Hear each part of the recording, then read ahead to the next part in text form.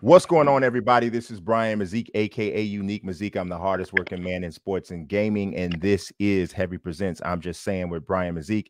And it's my pleasure to speak to three-time NBA All-Star, former lottery pick, NBA champion, Richard "Rip" Hamilton. How you doing today, Rip? What's going on? All good over here, man. Yeah, man. I appreciate you taking the time to talk to me today. And I know that you're working on this initiative with eBay. It's called the eBay Hard-to-Find Gift Shop. And I know there's some regional significance to it. Can you tell me a little bit what that's about? Oh, no, it was a match made in heaven, to be 100% honest with you.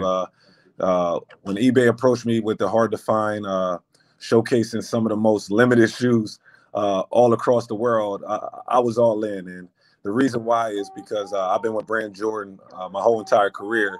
And MJ always makes sure that we have the freshest shoes and the most limited shoes that no one else can actually buy, especially with our PEs.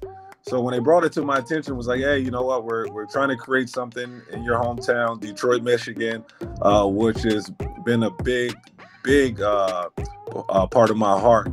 I thought it was a great opportunity. I mean, they had limited shoes from all across the world. Jesse brought his collection from Las Vegas, Nevada, to kind of showcase his dunks.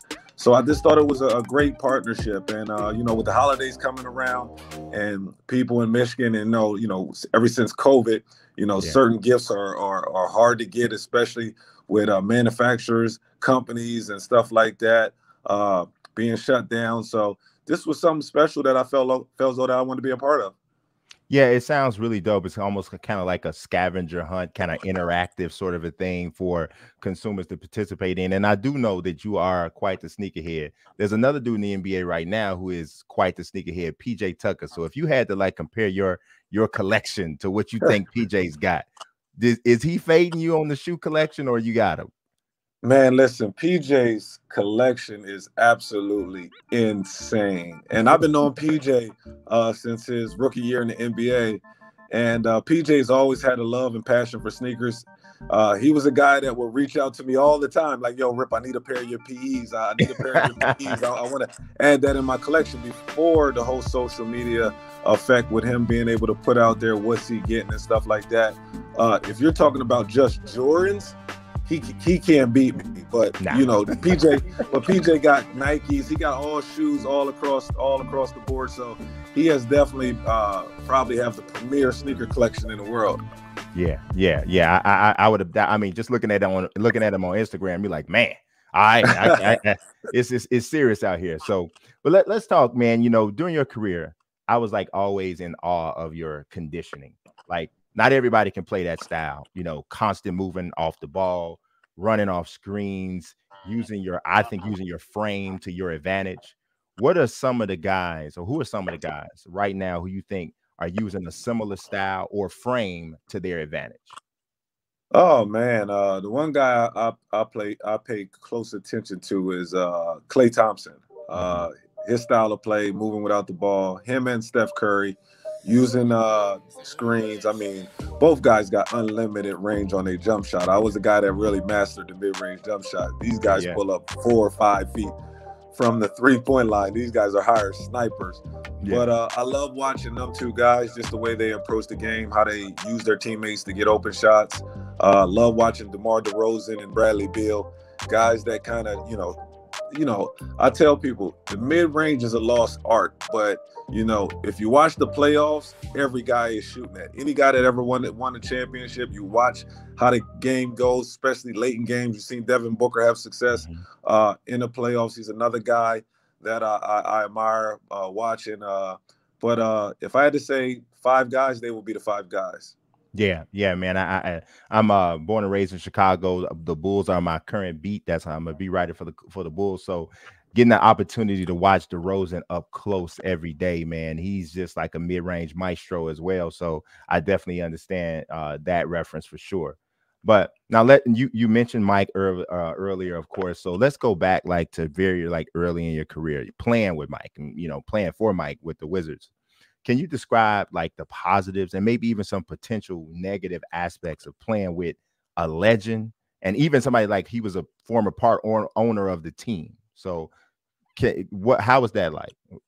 Oh man, it was a very positive experience. I mean, I get an opportunity to play with my idol, right? Right. And when we're sitting here on the phone right now talking about hard-to-find shoes and what we're doing here in Detroit, yeah. I got the opportunity to play with Michael Jordan, who walked in the locker room every day with different samples from the beginning, right? And he would look to the young guys and see, you know, what type of opinion what we would say about the shoes, because that's sometimes a way he would think on how to release them. Like, are these shoes hot, or are these shoes not?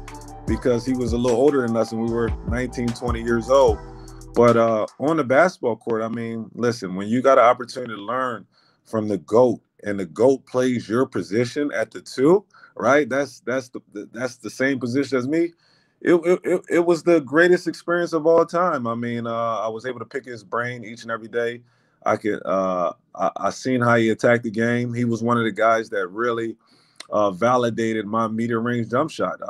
In practice, working out with him, one day I'm guarding him. He takes 2 hard dribbles to the basket, pulls up, and he's like, "Yo, Rip, master that. Get that in your game. Like, that's the hardest play in the game to guard."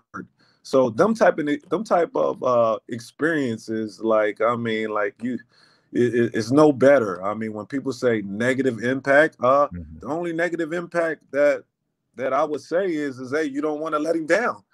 Right? Like, you're playing with the GOAT. Like, when he passes you the ball, you want to knock it down. You just don't want to let him down. But all my experience with MJ has been great. I mean, I've been blessed and lucky to get the opportunity to play against him, and also to play with him in Washington. Yeah, you know, because it's something, right? Because right now, you know, you see some of the things that are going on and being said by like Scottie Pippen and stuff like that relating to his time with Mike. So when you see somebody like that who has like such a different experience from playing with Mike, how do you take that? What is your take on that when you see the contrast? Well, first of all, I mean, when you look at Mike and Scottie's career and the success that they had, I mean, winning all the world championships, you know, in Chicago, right? You never expect Scottie to come like that at MJ. Like that's him. Like, you know what I'm saying? The reason why, you know, the city of Chicago is what it is, especially when it comes to the basketball world, is because of Michael Jordan. Yes, you can't win it by yourself, and I do believe that Scottie had a huge impact on MJ too. I mean, one of the top 50 greatest players in itself. But, you know, it's just not cool, and it's just sad that, you know, because these guys were my heroes, right? Growing up, right? I was a big Chicago Bulls fans. So when you hear that, especially now, years and years later, that's not something that you want to hear. Yeah, I concur. During your during your time though with the Pistons, obviously that's the prime of your career. You led one of the league's premier teams in scoring 8 times, I think it is. 3-time All-Star, like I said. I would say probably one of the toughest covers of your era. Your numbers retired by the Pistons, but the Hall of Fame hasn't happened yet. At this point, like a year or so in the eligibility. So are there guys whose careers that you think yours like compares favorably to who are in? So does that like give you some level of optimism that call might come, or is it just not really a thing? Well, to be 100% honest with you, you know, as a kid growing up in Coatesville, my goal was never to be a Hall of Famer. That's just to be honest. I mean, my goal was to make it to the NBA and play with Michael Jordan, right? Or play against him. That was my goals as a kid. And just happened that once you get there, just like anything else, you don't want to settle just to be mediocre, right? And each and every day, I strive to be the best of the best. And you know, playing with Michael Jordan, you know, impacted me a lot to go out there and try to prove myself each and every day. So when I look at, hey, you know what, do I care? I mean, it would be a great accomplishment, but when Ben Wallace went in this year, I went in too. Yeah. Like Chauncey went in too. Tayshaun went in, and Rasheed went in. Like we, you know, you play this game. It's a team sport. You know, you try to have as much success as a team. But when Ben Wallace went in, to be 100% honest with you, I went in too. That's why all 4 of us was there to represent our brother. Yeah, yeah, and that was a really I love to see that cohesiveness that unit still has. You look at it like what happened with Garnett, Ray Allen, and Paul Pierce and Rondo, and that Sad, same level of love is not there like that. And so it's kind of sad, actually. sad, yes. Yeah, yeah, it's kind of sad. So now you finished your career with a 2-year stint with the Bulls. You played in one of, from a personal standpoint, one of the most gut wrenching games in franchise history. Right, the Bulls won, and you actually had a really good game. I want to say 19 points. I think you only missed one shot, but it's the game that Derrick Rose tore his ACL. And so, can you describe to me the feeling on the bench, in the locker room, and all of that after that? My heart just dropped. I didn't even look at from the standpoint of, man, Derrick going down, our chances are very limited to win it all. I looked at it like, man, Derrick is just a great individual, man. He's a great dude. He don't deserve this. Like, you know, when you play with a special player, but also a special person. I mean, like, you know, Derrick puts his all in the game. Derrick was, you know, one of the guys that was the first guy in the practice, the last guy to leave, like super passionate about the game. But when he went down, only thing I could think about is like, why him, right? Like, why him? He's not one of them guys that, you know, cheated the game, right? I can remember going back into the locker room and getting back to my house, and John Paxson hit me and was like, "Hey, you know what? You got to keep the group together. We still have a chance." But, you know, in the back of my mind, I'm thinking, hey, the reason why I took a buyout to Detroit to come to Chicago is to play with Derrick Rose. Derrick Rose gives me the best chance to win another championship. So without Derrick, especially MVP Derrick, you know, our chances is very limited because, you know, I've been there. I've been to the promised land. I know what it takes to win. I know you got to be healthy. I know you got to be hitting at all cylinders. But it was one of them things where Tibbs looked at me and was like, hey, you know what? You got to be the go-to guy. And I'm thinking to myself, man, I'm 35 right now, you know?